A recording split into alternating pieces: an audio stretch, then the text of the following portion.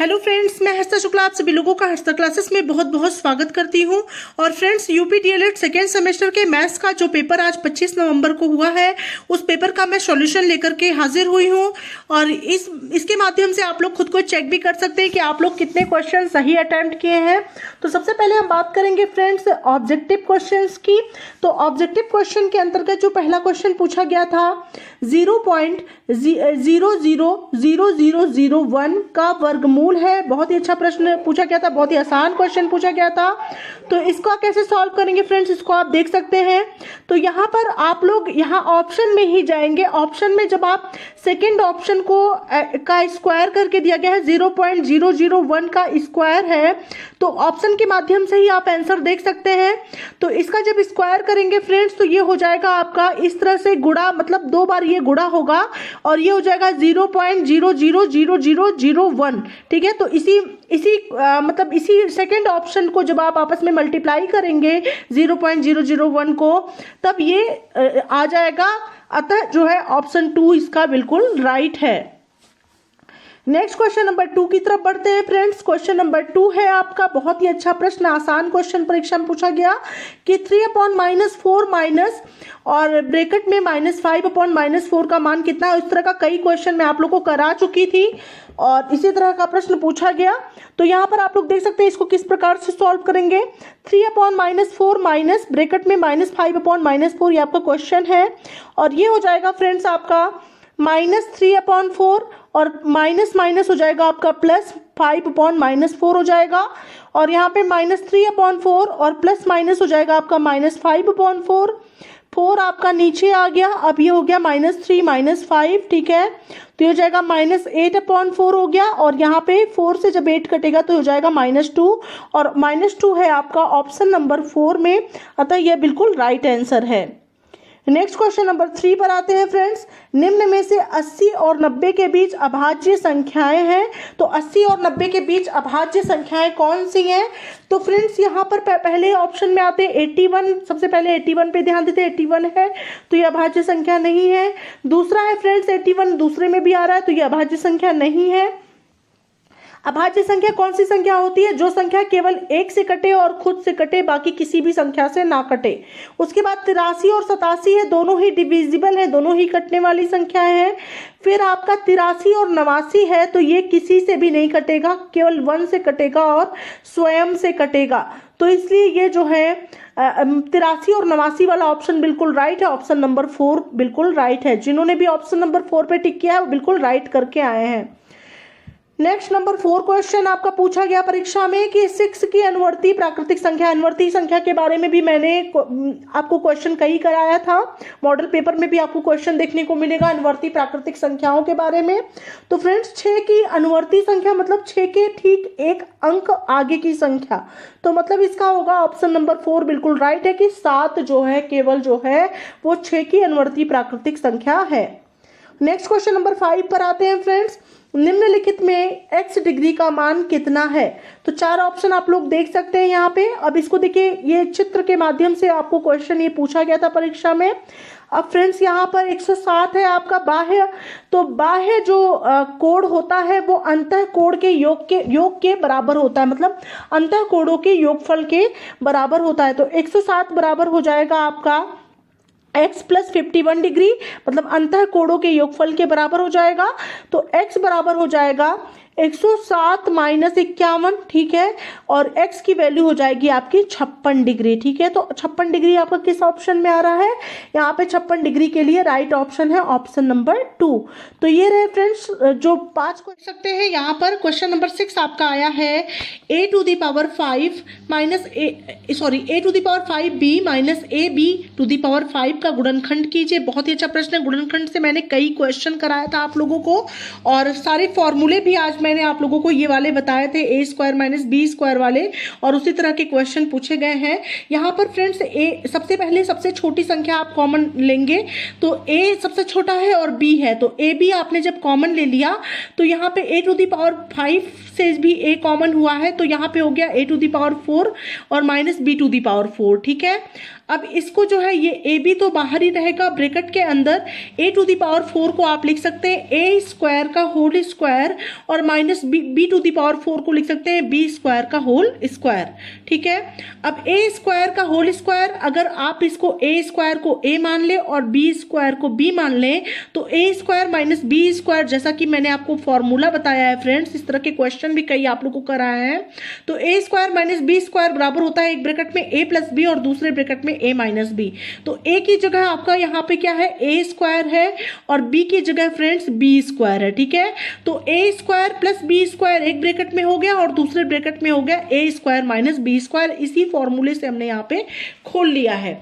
उसके बाद जब इसको खोल के लिखेंगे फ्रेंड्स तो ए बी बाहर ही रहेगा, ए स्क्वायर प्लस बी स्क्वायर का फॉर्मूला नहीं होता है तो इसको एज इट इज आप उतार लेंगे और ए स्क्वायर माइनस बी स्क्वायर एक ब्रैकेट में हो जाएगा ए प्लस बी और दूसरे ब्रैकेट में हो जाएगा ए माइनस बी। इसी प्रकार से क्वेश्चन को सॉल्व करना था। होप आप लोग इसी तरह से क्वेश्चन को सॉल्व किए होंगे। बढ़ते हैं अगले क्वेश्चन नंबर 7 की तरफ फ्रेंड्स। बहुत ही अच्छा प्रश्न, आयताकार का मैंने इतना क्वेश्चन आप लोग को सॉल्व कराया है फ्रेंड्स, बहुत ज्यादा, और उसी तरह का क्वेश्चन आपकी परीक्षा में पूछा गया है।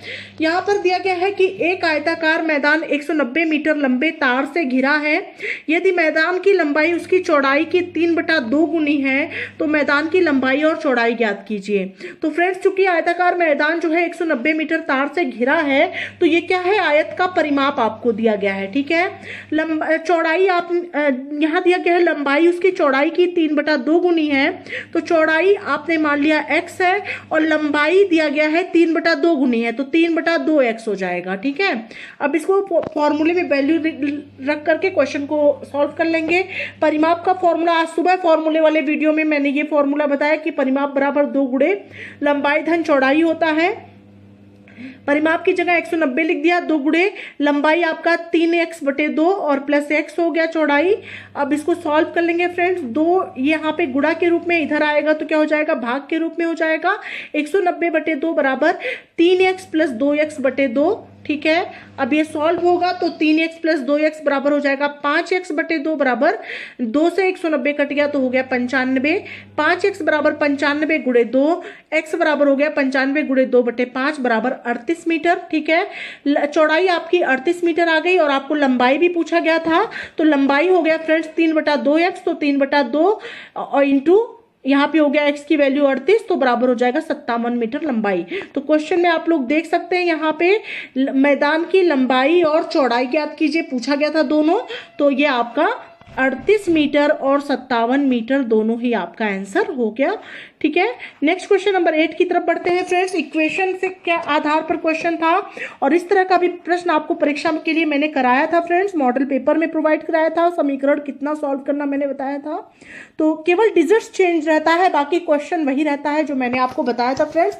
डिजिट्स जो है एज इट इज कोई नहीं बता सकता है, क्वेश्चन का मेथड और क्वेश्चन सॉल्व करने की विधि वही थी और वही उसी प्रकार के प्रश्न थे। ठीक है, केवल डिजिट्स चेंज रहता है। क्वेश्चन नंबर 8 है 8x + 21/4 = 3x + 6 को हल कीजिए। तो सबसे पहले हम क्या करेंगे, x की वैल्यू को एक तरफ लिख लेंगे, 8x - 3x बराबर 6 और प्लस का 21/4 है, इधर आएगा माइनस का 21/4 हो गया। अब ये 8 में से 3 क्या हो गया आपका 5x। ठीक है, तो फ्रेंड्स 8 में से 3 गया तो ये हो गया 5x बराबर 4 का 6 में गुणा हो गया तो ये हो गया 24 - 21/4। तो यहाँ पे 5x बराबर 24 में से 21 गया 3 हो गया, 3/4 हो गया और ये हो गया फ्रेंड्स आपका x 5x बराबर 3/4, x बराबर हो गया 3/4 गुणे 5 यानी x बराबर हो गया 3/20 और यही हो गया आपका आंसर। अगले क्वेश्चन की तरफ बढ़ते हैं फ्रेंड्स। इक्वेशन और इस तरह का क्वेश्चन तो आप लोग 6, 7, 8 में जरूर सॉल्व किए होंगे। हल कीजिए, x + 2y बराबर 7 और 2x + y बराबर 5, ये 2 समीकरण आपको दिया गया था परीक्षा में, इसको आपको हल करना था। तो समीकरण 2 में क्या करेंगे, सबसे पहले हम क्या करेंगे, x या y की वैल्यू को बराबर करना है इसमें। तो समीकरण 2 को समीकरण 1 के बराबर करने के लिए यहाँ पे y है केवल और यहाँ पे 2y है, तो 2y करने के लिए 2 से पूरी इक्वेशन में हम गुणा करेंगे। तो समीकरण 2 में 2 से गुणा करने पर तो यहाँ हो गया फ्रेंड्स 2 दूना 4x + 2y बराबर 5 दूना 10 हो गया। ये समीकरण 3 आपका हो गया। ठीक है।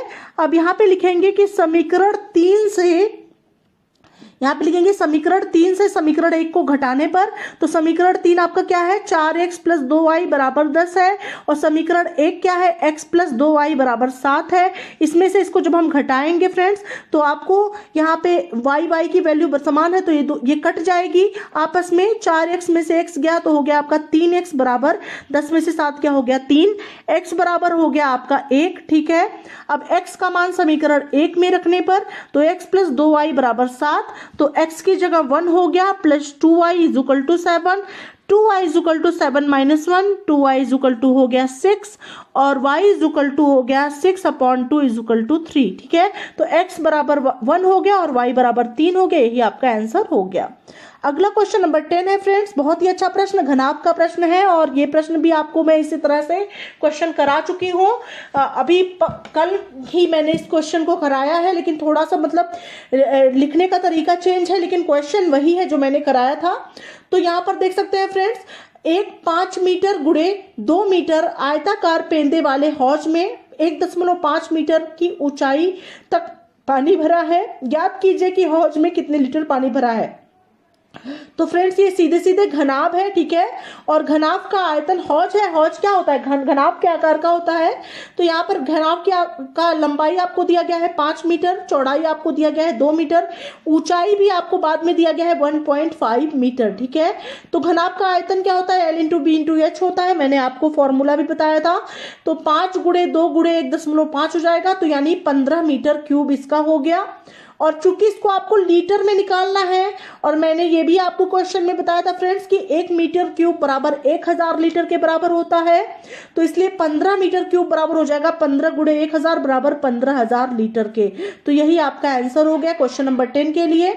अगला लास्ट क्वेश्चन है वेरी शॉर्ट का, क्वेश्चन नंबर 11।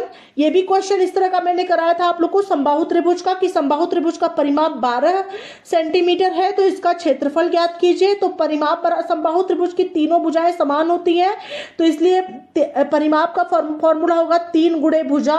तो परिमाप आपको 12 दिया गया है, 12 बराबर 3 गुणे भुजा हो गई, और भुजा बराबर हो गया 12/3, तो बराबर 4 सेंटीमीटर आपकी भुजा आ गई। और इसके बाद इसका क्षेत्रफल आपको ज्ञात करना था। क्षेत्रफल बराबर मैंने आपको फॉर्मूला आज लिख के बताया था, √3/4 इंटू भुजा का स्क्वायर, यही आपका क्षेत्रफल का फॉर्मूला होता है। उसके बाद ये हो जाएगा √3/4 इंटू 4 करके 4√3 आपका आंसर आ गया, 4√3 सेंटीमीटर स्क्वायर, यही आपका क्षेत्रफल हो गया समबाहु त्रिभुज की। लघुत्तरीय प्रश्न में स्टार्ट होता है क्वेश्चन नंबर 12 से। क्वेश्चन नंबर 12 आपका था, 3 विभिन्न चौराहों पर आवागमन सूचक बत्तियां क्रमशः 48 सेकेंड व 72 सेकेंड तथा 108 सेकेंड के बाद बदलती हैं। यदि वे 8:20 पर एक साथ बदलें तो पुनः एक साथ कब बदलेंगी। बहुत ही अच्छा प्रश्न था फ्रेंड्स। तो इसमें हम लोग क्या करेंगे, इसमें हम 48, 72 और 108 का सबसे पहले हम क्या करेंगे, लाशा निकालेंगे। तो यहाँ पर आप लोग देख सकते हैं मैंने लाशा निकाला है 48, 72 और 108 का। सबसे पहले 2 से गया है 24, 36 और क्रमशः 54 हो गया है। फिर 2 से 24 जाएगा, 12 बार जाएगा, फिर ये 18 बार जाएगा और ये 27 बार जाएगा। उसके बाद पुनः 2 से 6 बार 12 गया है, 9 बार 18 गया है और 27 नहीं जाएगा, तो 27 एज इट इज ऐसे ही उतार लेंगे। उसके बाद फिर 2 से आपका 6 जाएगा, 2 3 6, फिर 9, फिर 27 हो जाएगा। अब ये कोई भी 3, 9 और 27 में से 2 से नहीं जाएगा, तब 3 से जाएगा, 3 × 3, 3 × 9, 3 9 27, फिर ये 3 से जाएगा 1 1 और 3, फिर 3 से जाएगा 1 1 1। अब एलसीएम इनका निकालेंगे, तो इस तरह से हम सभी का गुणा कर देंगे जो यहाँ पे आया है। तो एलसीएम आ गया फ्रेंड्स 432 सेकेंड। 432 सेकेंड क्यों हुआ, क्योंकि सभी वैल्यू जो है आप लोग देख सकते हैं 48 सेकेंड, 72 सेकेंड और 108 सेकेंड दिया गया है, इसलिए ये हो जाएगा 432 सेकेंड। ठीक है फ्रेंड्स। तो 432 सेकेंड को जब हम मिनट में चेंज करेंगे तो ये 60 से डिवाइड हो जाएगा और ये हो जाएगा 7.2 मिनट, ठीक है। और आपको यहाँ पे दिया गया है क्वेश्चन में कि वे 8:20 पर एक साथ बदलें। तो 8:20 पर एक साथ बदलती हैं, तो 8:20 में 7 मिनट 2 सेकेंड को हम जोड़ देंगे, ठीक है।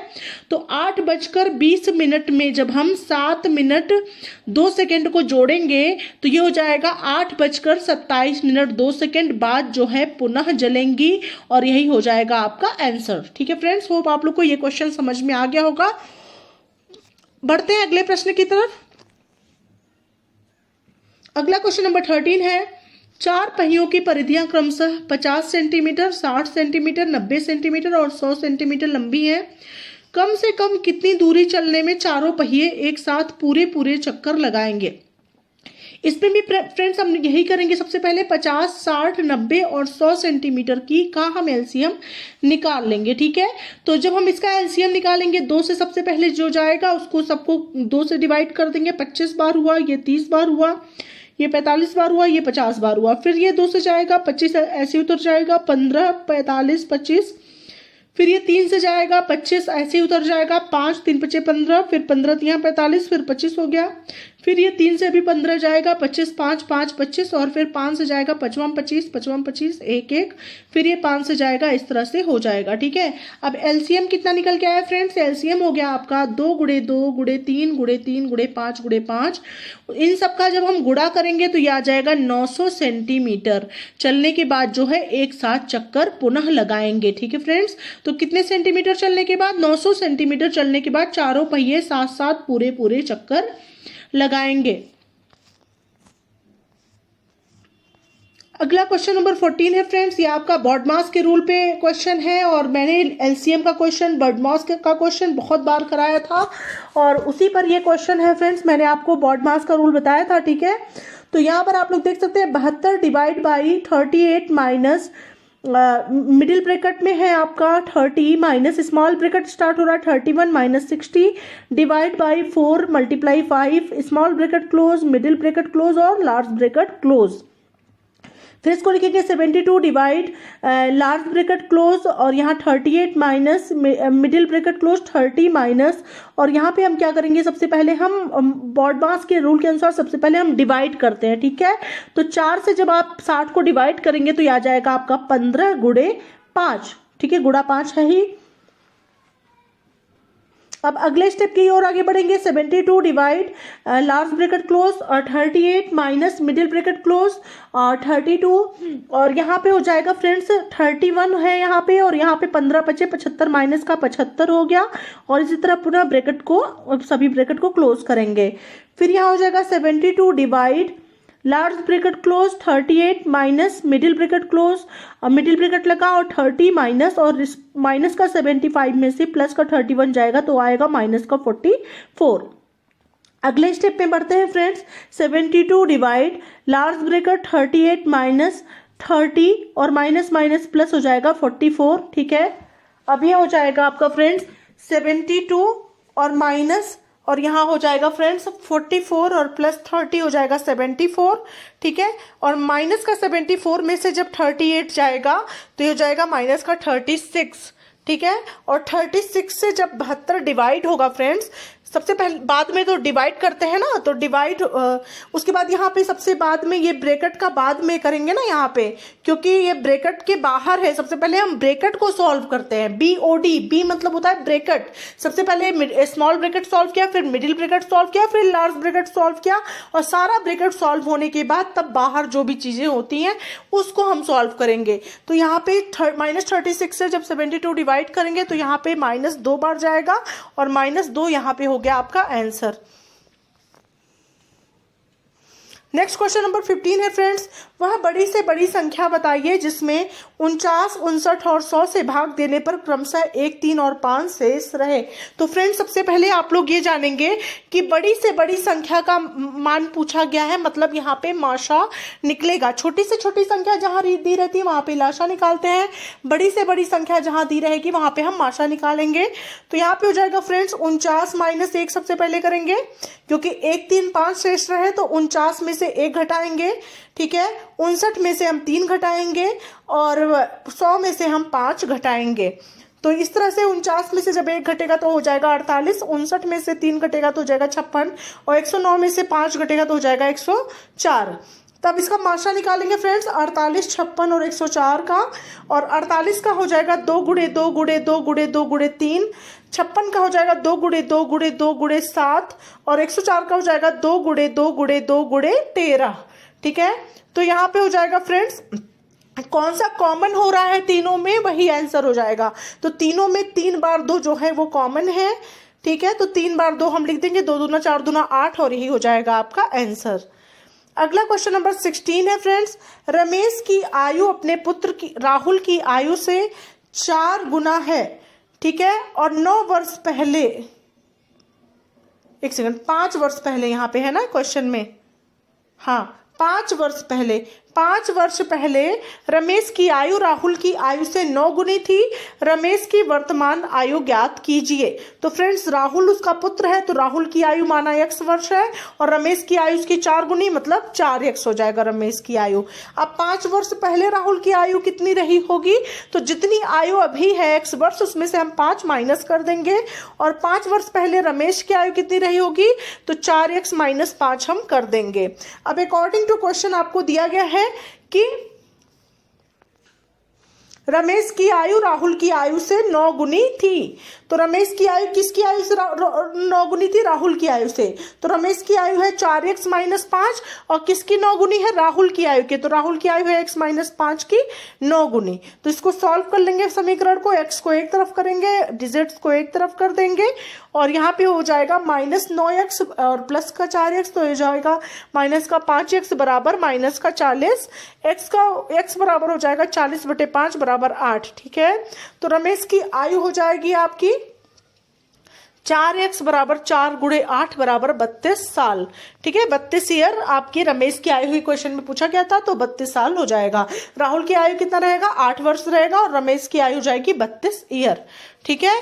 अब बढ़ते हैं अगले प्रश्न की तरफ। अगला प्रश्न 17 है आपका, निम्नांकित संख्याओं की बारंबारता सारणी बताइए।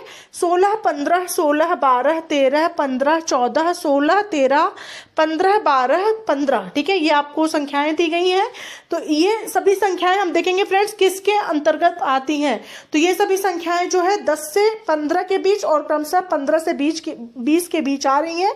तो वर्ग अंतराल पद x लिखेंगे, बारंबारता फ्रीक्वेंसी f लिखेंगे और टैली अगर आप चाहें तो टैली भी कर सकते हैं, वैसे पूछा नहीं गया लेकिन आप कर सकते हैं। तो 10 से 15 किसी बनाएंगे वर्ग अंतराल और उसके बीच में कितनी संख्या है, 10 से 15 के बीच में कितनी बार संख्या आई है, तो 9 बार आई है, आप लोग गिन करके देख सकते हैं। 10 से 15 के बीच संख्या है 9 बार और 15 से 20 के बीच में संख्याएं 3 है, ठीक है। तो यहाँ इस तरह से 1 2 3 4, यहाँ पे 1 2 3 4 और ये 5 हो गया और 1 2 3 4, ये 5 4 9 हो गया और 3 को डायरेक्ट आप 1 2 3 करके ऐसे दिखा देंगे, ठीक है। अब अगला क्वेश्चन नंबर 18 है फ्रेंड्स, बहुत ध्यान से देखिएगा। निम्नांकित चित्र में त्रिभुज ABC और त्रिभुज PQR समरूप है। यदि त्रिभुज ABC की भुजा AB बराबर 2 सेंटीमीटर, BC बराबर 3 सेंटीमीटर, AC बराबर 2.8 सेंटीमीटर और त्रिभुज PQR की भुजा QR 1.5 सेंटीमीटर हो तो त्रिभुज PQR की शेष 2 भुजाओं को ज्ञात कीजिए। इस तरह से आपको चित्र क्वेश्चन देखने को मिला होगा। ABC ये त्रिभुज है, समरूप किसके है, PQR के, ठीक है। तो यहाँ पे AB जो AB मतलब है वो किसके बराबर, वो बटे क्या किसके समरूप है, PQ के, तो AB बटे PQ हो गया। उसके बाद फ्रेंड्स आपका BC किसके है, BC, ये BC नहीं इसका है, BC जो है किसके बराबर है, QR के, तो BC बटे QR हो गया। उसके बाद किसके समरूप है, AC किसके समरूप है, यानी CA किसके समरूप है, CA समरूप है RP के, तो CA बटे RP हो गया। अब फ्रेंड्स इसका मान रख देंगे जैसे कि क्वेश्चन में दिया गया है। क्वेश्चन में AB बराबर 2 दिया गया है, PQ का मान नहीं दिया गया है, BC बराबर 3 दिया गया है, QR बराबर 1.5 दिया गया है, CA बराबर 2.8 दिया गया है, RP नहीं दिया गया है, ठीक है। अब क्या करेंगे फ्रेंड्स, सबसे पहले इन दोनों को एक साथ लेकर के PQ की वैल्यू निकाल लेंगे, फिर इन दोनों को एक साथ लेकर के RP की वैल्यू आप निकाल लेंगे। तो सबसे पहले आप इन दोनों को ले लेंगे 2/PQ इज इक्वल टू 3/1.5। अब क्रॉस मल्टीप्लीकेशन कर लेंगे, 3PQ is equal to 2 × 1.5। PQ का मान निकालेंगे, PQ का मान जब काट पीट के निकालेंगे तो 1 सेंटीमीटर आएगा। अब उसके बाद दूसरे वाले से, मतलब इससे जो है, इस वाले से आप क्या निकालेंगे, RP की वैल्यू निकाल लेंगे। तो 3/1.5 इज इक्वल टू 2.8/RP हो जाएगा। RP का मान आप निकालेंगे, RP का मान कट पिट करके आएगा 1.4 जो है सेंटीमीटर। तो होप आप लोग को के सभी क्वेश्चन मैंने करा दिए हैं फ्रेंड्स। 18 के 18 क्वेश्चन का हल मैंने बता दिया है। इस सभी वीडियो को आप जो है अपने सभी दोस्तों, सभी मित्रों को जरूर शेयर करें और बताएं कि कितने मार्क्स आप लोग ने सही अटेम्प्ट करके आए हैं आप लोग। और मैक्सिमम क्वेश्चन जो है मेरे बताए हुए आए थे फ्रेंड्स। कुछ 1-2 क्वेश्चन केवल रह गए होंगे जो नहीं बता पाए और आए, लेकिन मैक्सिमम क्वेश्चन जो है आपके बताए हुए ही आए थे। ठीक है फ्रेंड्स, और केवल डिजिट्स आप लोग 1-2 डिजिट्स चेंज हो सकती है, लेकिन क्वेश्चन वही था। ठीक है फ्रेंड्स, तो हर्षा क्लासेस से आप लोग को निश्चित ही है बहुत हेल्प मिला होगा। और आगे भी 3rd सेमेस्टर के लिए आप लोग बेहतरीन प्रिपरेशन के लिए हर्षा क्लासेस चैनल को सब्सक्राइब करना ना भूलें। आप लोग जाकर देख सकते हैं 3rd सेमेस्टर की कितनी सारी मैथ्स का पूरा चैप्टर वाइज जो है वीडियो में डाली हुई हूँ पिछले स्टूडेंट्स के लिए, जो आपसे पहले के स्टूडेंट्स थे 3rd सेमेस्टर के, उन सभी लोगों के लिए और आपके लिए, आप लोगों के लिए भी मैं जल्द 3rd सेमेस्टर का जो है चैप्टर वाइज क्लास में स्टार्ट करने वाली हूँ। तो आप लोग बेहतरीन प्रिपरेशन के लिए हर्षा क्लासेस चैनल से जुड़ना ना भूलें। मिलते हैं नेक्स्ट वीडियो के साथ, तब तक के लिए thank you so much friends. Thanks for watching my video.